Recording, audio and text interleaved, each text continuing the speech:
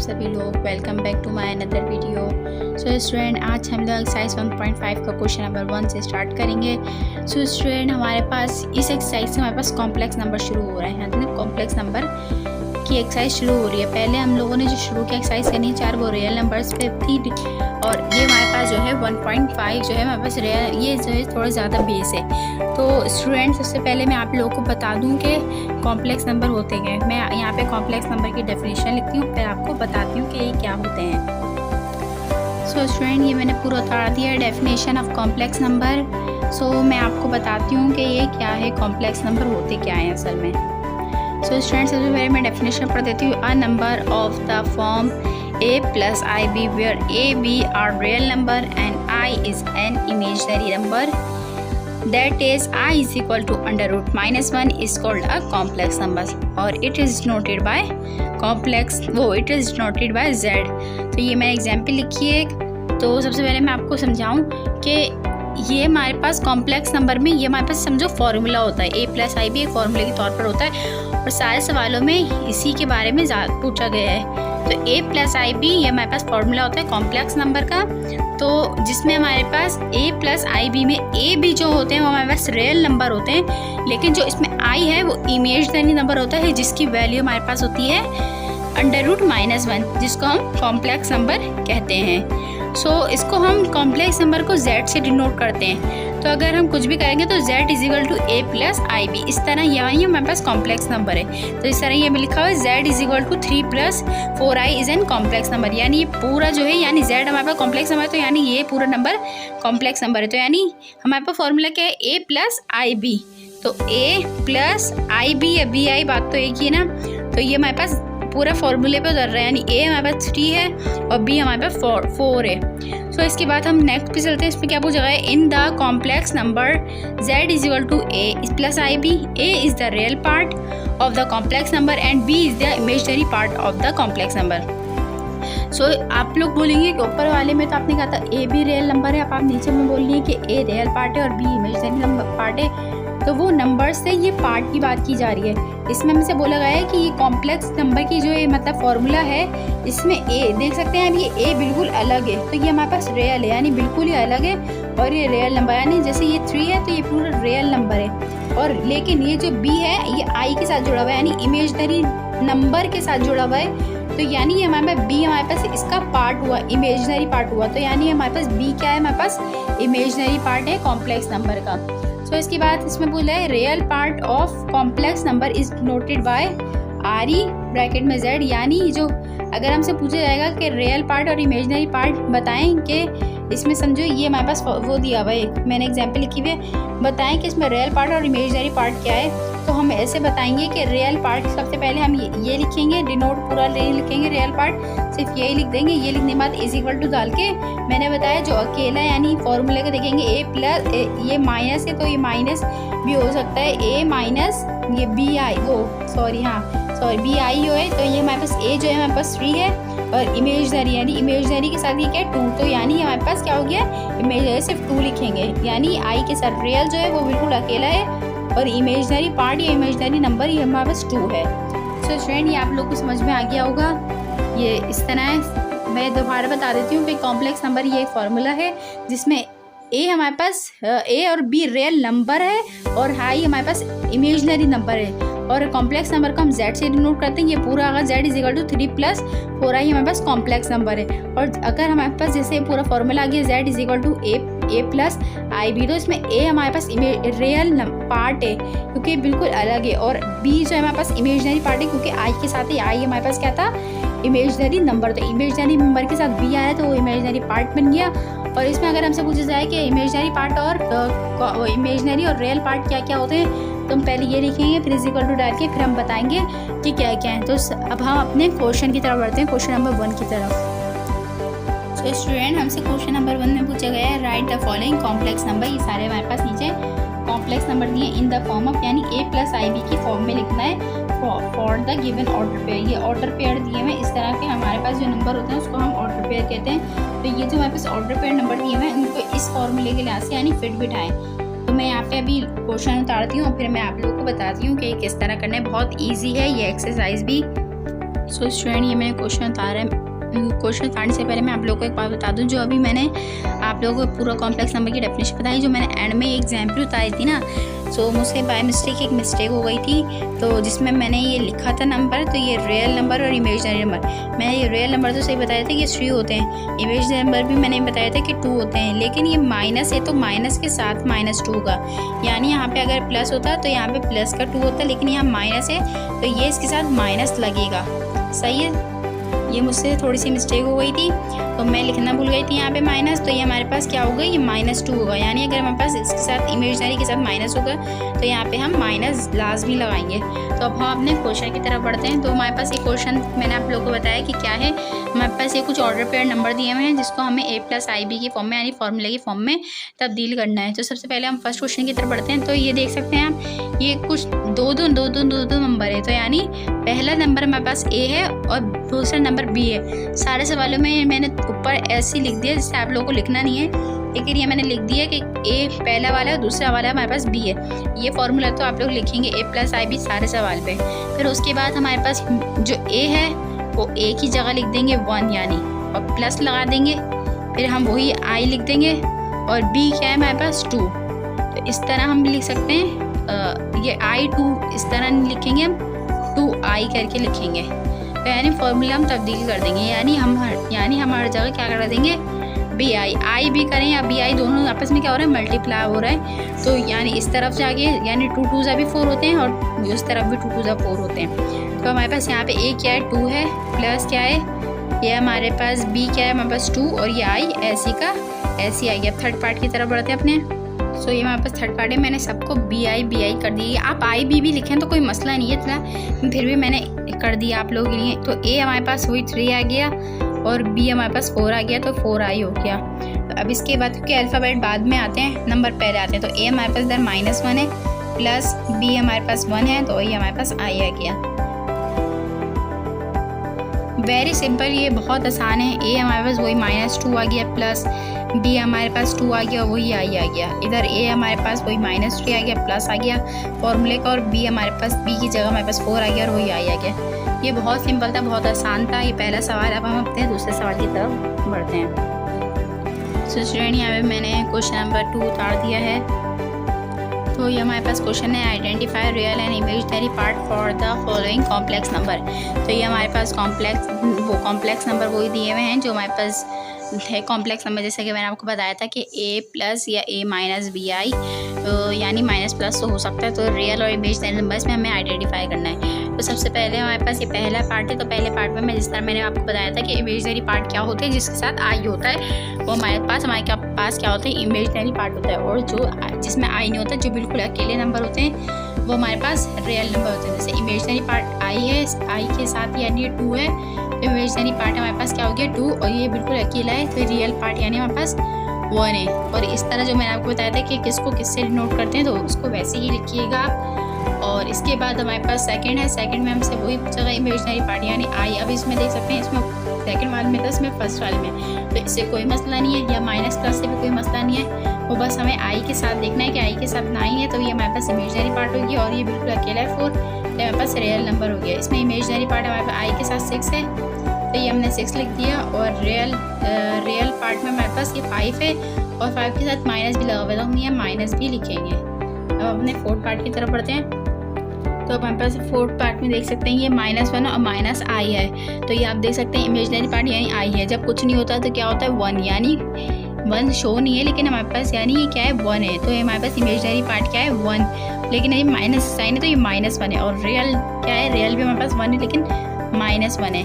और इसके बाद वाले सवाल में हम देख सकते हैं, पहले हम ये ब्रैकेट खोलेंगे। सिंपली ये देख सकते हैं हम, ये बिल्कुल ऐसे मैं यहाँ पे लिख देती हूँ, वरना आप इसी के नीचे लिखेंगे। जैसे 3/4 माइनस है, तो ये हम माइनस लिखेंगे, और फिर उसके बाद ये माइनस माइनस क्या हो गया हमारे पास प्लस हो गया, और ये हमारे पास क्या गया 4/5i। तो ये हो गया हमारे पास i यानी इमेजिनरी नंबर, और इमेजिनरी नंबर हमारे पास क्या है इमेजिनरी पार्ट में हमारे पास क्या है 4/5। तो हमारे पास इमेजिनरी, अगर हम ऊपर वाला देखते तो हम माइनस लगा देते, लेकिन ये गलत हो जाता है, तो माइनस प्लस हो गया, तो प्लस हम लिखें ना लिखें कोई ज़रूरत नहीं है। और रियल नंबर हमारे पास क्या है 3/4, लेकिन उसके साथ माइनस साइन है, तो हम यहाँ पे माइनस लगाएंगे। अब 6th पार्ट में हमारे पास 2i - 1, और तो ये हमारे पास इमेजनरी क्या है, हमारे पास वो आई है, तो हमारे पास ये 2 आ गया। और रियल क्या है, 1 है, तो 1 के साथ क्या है, माइनस, बिल्कुल अकेला है, तो ये हमारे पास रियल नंबर हो गया। ये भी बहुत आसान क्वेश्चन था। अब हम अपने थर्ड क्वेश्चन की तरफ बढ़ते हैं। सो स्टूडेंट, यहाँ पे मैंने क्वेश्चन नंबर 3 उतार लिया है। सो हमारे पास क्वेश्चन है, find the conjugate of the following complex number.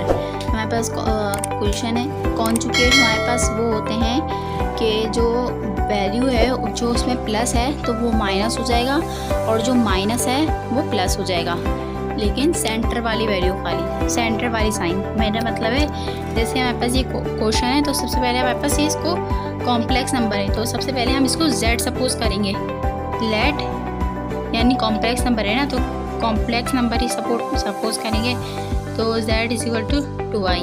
तो ये हमारे पास हमने इस तरह लिख दिया। और फिर पहले मैं सब में इस तरह लेट z करके सबको इसी तरह उतार देती हूँ, फिर मैं आप लोगों को बताती हूँ आगे क्या करना है। सो स्टूडेंट, ये मैंने लेट z करके सब लोगों को वैसे जो क्वेश्चन था उसको इसी तरह उतार लिया है। अब आप लोग कहेंगे कि ये दूसरा और तीसरे में तो आई था ही नहीं, तो ये और दोनों में कॉमा है, तो कॉमा मतलब कॉमा है तो कोई फ़र्क नहीं पड़ता। उसके बाद जो वैल्यू है यानी उसके साथ जो भी साइन है हम वही लगाएंगे। 9 के साथ प्लस है तो प्लस ही लगाएंगे, और ये एंड वाले जो नंबर है ना उसी के साथ हम आई लगा देंगे।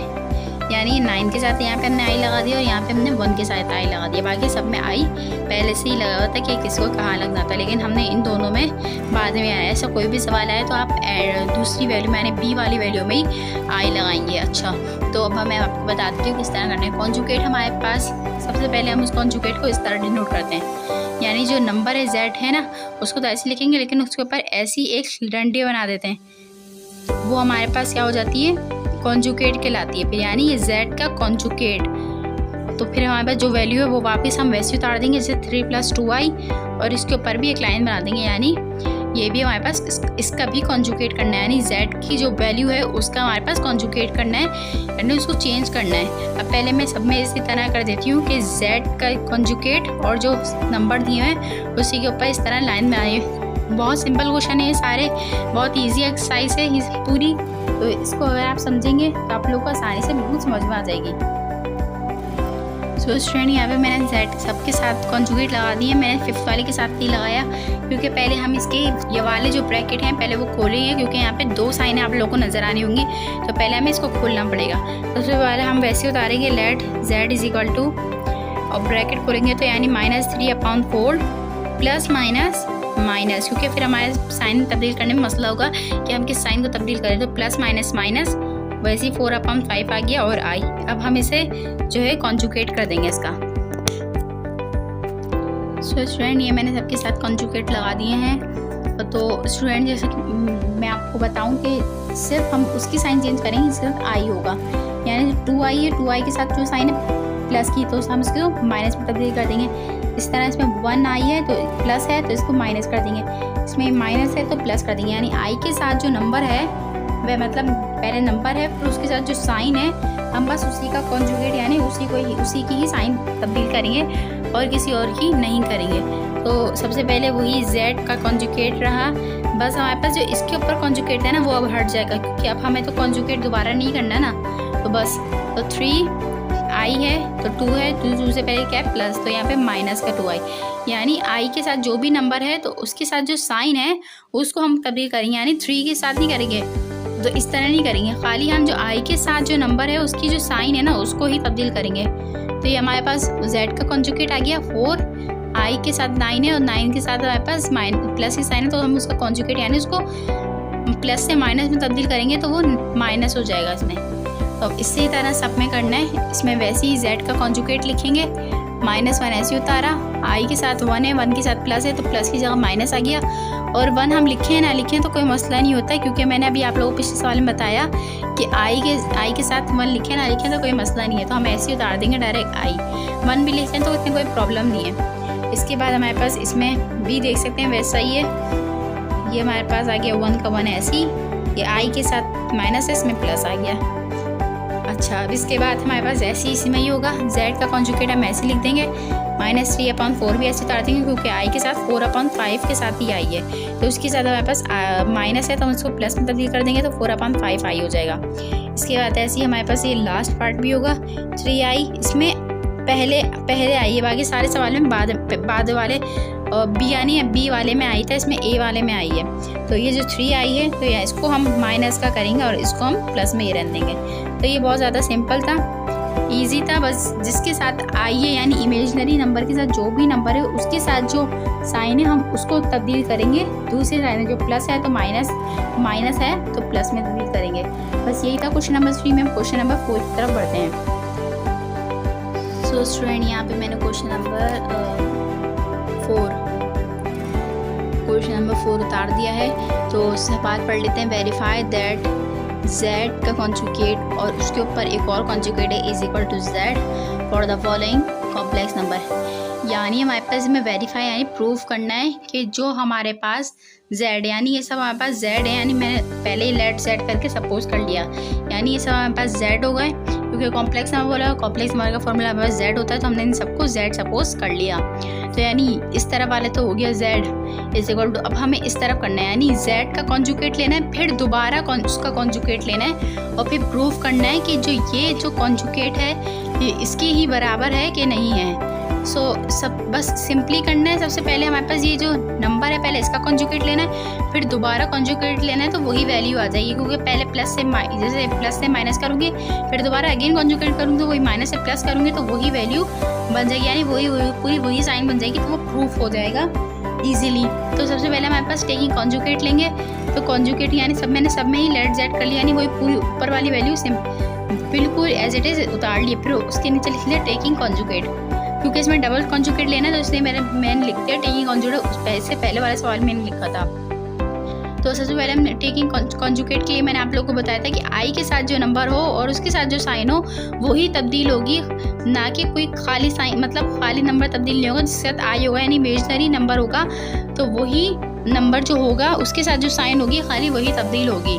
तो सबसे पहले हम यही सिंपली हमारे पास यानी z है तो हमने किस तरह करा था, इस तरह करा था, तो ये हमने इस तरह ही कर दिया इज इक्वल टू ये 4/7 ऐसे उतार दिया, प्लस की जगह हम यहाँ पे माइनस कर देंगे, ब्रैकेट ऐसे बना देंगे, प्लस की जगह हमने माइनस कर दिया और ये 9/10 हमने ऐसे उतार दिया और इसके साथ आई भी हमने ऐसे लिख दिया। यानी बिल्कुल सिंपल हुआ, जो आई के साथ जो नंबर था उसके साथ जो साइन थी हमने बस उसे तब्दील कर दिया और फिर उसी के साथ सिमिलर ऐसे ही करना है। हमें बस नीचे लिख लेना है again conjugate on again taking conjugate, ये हमें नीचे दोबारा लिख देना है। 1 सेकेंड। तो हमारे पास यहाँ पे हमने लिख दिया अगेन टेकिंग कॉन्जुगेट, यानी हम यहाँ पे दोबारा इस नंबर का कॉन्जुगेट ले रहे हैं तो हम यहाँ पे लिख देंगे अगेन टेकिंग कॉन्जुगेट।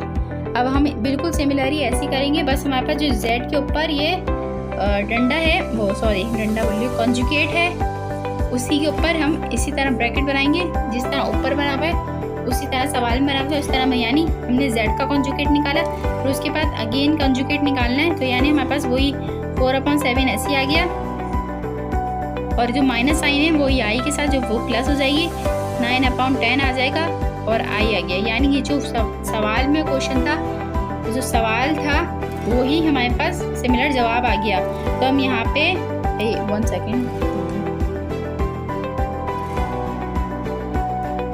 हम यहाँ पे ये लिख सकते हैं z का कॉन्जुगेट और उसका conjugate is equal to z proved. ये हम यहाँ पे लिख सकते हैं क्योंकि ये जो सवाल है सिमिलरली वैसा ही करना है और बस हमें उसको प्रूव करना है। तो बिल्कुल इसी तरह होगा, पहले हम नंबर का कॉन्जुगेट लेंगे क्योंकि जो प्लस है वो माइनस हो जाएगा, फिर जब हम दोबारा लेंगे तो वही माइनस प्लस होके वही सवाल बन जाएगा, तो यानी हमारा वो वेरीफाई हो जाएगा। बिल्कुल इसी तरह करना है दूसरा पार्ट भी। कॉन्जुगेट लिया हमने z का, वही -9/11 आ रहा है क्योंकि i के साथ माइनस की साइन है तो हमने प्लस की साइन है तो हमने उसको माइनस में तब्दील कर दिया, ऐसी आ गई। फिर दोबारा वही अगेन टेकिंग कॉन्जुगेट लिखेंगे। अब हम इसका वही अगेन कॉन्जुगेट लेंगे, यानी इसी के ऊपर हम एक और कॉन्जुगेट बना देंगे और वही पूरा इसी तरह करेंगे -9/11 और ये माइनस की वैल्यू थी वो हमारे पास प्लस हो गई और 10/9, यानी जो हमारे पास जवाब आया है वही हमारे पास सवाल था। तो हम यहाँ में यही लिख दिया मैंने। सिंपली इसमें भी यही होगा z का कॉन्जुगेट इज इक्वल टू 2, ये प्लस है तो ये माइनस हो जाएगा क्योंकि आई के साथ 3 और 3 के साथ माइनस है, तो इसका अगेन कॉन्जुगेट लेंगे तो ये हमारे पास दोबारा इसके ऊपर कॉन्जुगेट आ जाएगा और 2 ये माइनस है तो ये प्लस हो जाएगा और ये हमारे पास इसका आंसर आ जाएगा, यानी वही हमारे पास ये प्रूव्ड हो गया। अब हम लास्ट सवाल की लास्ट पार्ट की तरफ बढ़ते हैं। तो ये वही इसी तरह कॉन्जुगेट आ गया, 4x आ गया, इसमें आई और वाई भी, तो इससे कोई मसला नहीं है, कोई दूसरा अल्फ़ाबेट भी आएगा, आई तो है ना, तो आई के साथ प्लस है तो ये माइनस आ गया तो 3i हो गया। अब इस तरह सिंपली इसको हमने यहाँ पे अगेन कॉन्जुगेट करके 4x प्लस का कर दिया 3i, यानी जो जवाब आया वही सवाल था हमारे पास, तो ये हमने प्रूफ लिख दिया। तो ये भी क्वेश्चन नंबर 4 भी बिल्कुल सिंपल था, पहले हमें उसका कॉन्जुगेट लेना था, फिर जो आंसर है उसका दोबारा कॉन्जुगेट लेना था, तो वही हमारे पास सवाल बन जाता है जो हमारे पास जवाब आया है। अब हम अपने लास्ट क्वेश्चन और आज की वीडियो का लास्ट क्वेश्चन करते हैं, क्वेश्चन नंबर 5। और अगर आप लोगों ने मेरी वीडियो को लाइक नहीं किया तो प्लीज़ लाइक कर दें, शेयर करें, सब्सक्राइब करके बेल आइकन दबा के ऑल नोटिफिकेशन प्रेस कर दें ताकि मेरी हर आने वाली वीडियो आप लोग को मिलती रहें। अब हमने क्वेश्चन नंबर 5 की तरफ बढ़ते हैं। क्वेश्चन नंबर 5 है find the value of x and y। सो पहला ये हमारे पास 3 पार्ट है, सबसे पहले हम पहले पार्ट की तरफ बढ़ते हैं। तो हमारे पास पहला पार्ट है x plus y i is equal to -5 plus 5i। So student सबसे पहले आप देखें यहाँ पे हमारे पास सिंपली हमें ये वाला जो x है ये इसके साथ चले जाएगा और ये वाई आई इसके साथ चले जाएगा, यानी सारे क्वेश्चन में ऐसा होगा जो पहला वैल्यू है वो पहले के साथ चल जाएगी और जो दूसरी है वो दूसरे के साथ चल जाएगी, यानी आई के साथ चले जाएगा। बस ये जो आई है वो आई के साथ चल जाएगा, तो बाकी जो 2 बचेंगे वो एक दूसरे के साथ चले जाएंगे, यानी इसमें देखो आई यहाँ पे और आई यहाँ पे, तो यानी ये इसके साथ चले जाएगा और ये इसके साथ आ जाएंगे। इसमें भी देख सकते हैं आप आई और आई, तो इसमें इसके साथ चल जाएगा और ये इसके साथ। मैं बताती हूँ किस तरह, देखें एक्स ऐसी उतारा हमने इज इक्वल टू लगाया और ये हमारे पास क्या है -5, तो ये हमने -5 ऐसे उतार दिया, यानी कोई साइन चेंज नहीं होगी, बस ये इसके साथ आ जाएगा। और इसके बाद हमारे पास कॉमा लगा देंगे हम, और कॉमा लगाने के बाद ये ऐसे उतार देंगे y i is equal to हमारे पास आ गया 5i। अब हमारे पास सिर्फ हमारे पास x और y मालूम करना है, तो हमारे पास x तो मालूम होगी कि x इज इक्वल टू हमारे पास -5 है, लेकिन y के साथ आई आ रहा है, तो i और i आपस में कैंसिल हो जाएंगे, तो यानी x हमारे पास आ गया -5 और y हमारे पास आ गया 5, तो ये हमारे पास क्या हो गया आंसर x और y की वैल्यू हमारे पास फाइंड आउट हो गई। बस बिल्कुल सिंपल करना है। आपने दूसरे पार्ट में एक दफ़ा और समझा देती हूँ। पहली वैल्यू उतारेंगे ऐसी, इज इक्वल टू लगाएंगे, अभी उतार देंगे और फिर कॉमा लगाएंगे, आई वाली वैल्यू उतारेंगे, फिर जो आई के साथ दूसरा आई है वो उतार देंगे। बस ऐसे करना है। अब आप देख सकते हैं इसमें तो हमारे पास ऐसे ही हो गया था सिंपल तरीके से, लेकिन इसमें हमारे पास स्क्वायर आ रहा है, तो हमें स्क्वायर वाला तो एक्स फाइंड आउट नहीं करना, खाली एक्स फाइंड आउट करना है। तो हम स्क्वायर को हटाने के लिए क्या लेते हैं, रूट। जी हम लेंगे taking square root on both side, यानी हम दोनों तरफ स्क्वायर रूट ले लेंगे इस स्क्वायर को हटाने के लिए। तो सबसे पहले हम यहाँ पे x के साथ स्क्वायर लगाएंगे और ये 16/9 के साथ हम यहाँ पे स्क्वायर लगाएंगे, अंडर रूट लगाएंगे, गलत बोल दिया, अंडर रूट लगाएंगे x स्क्वायर के साथ और अंडर रूट लगाएंगे 16/9 के साथ। इसमें भी सेम ऐसे ही होगा, अंडर रूट लगाएंगे क्योंकि y के ऊपर भी स्क्वायर है, इसको भी हटाना है, और यहाँ पे हमारे पास 9/25 के साथ भी हमारे पास अंडर रूट आ जाएगा और ये आई भी आ जाएगा।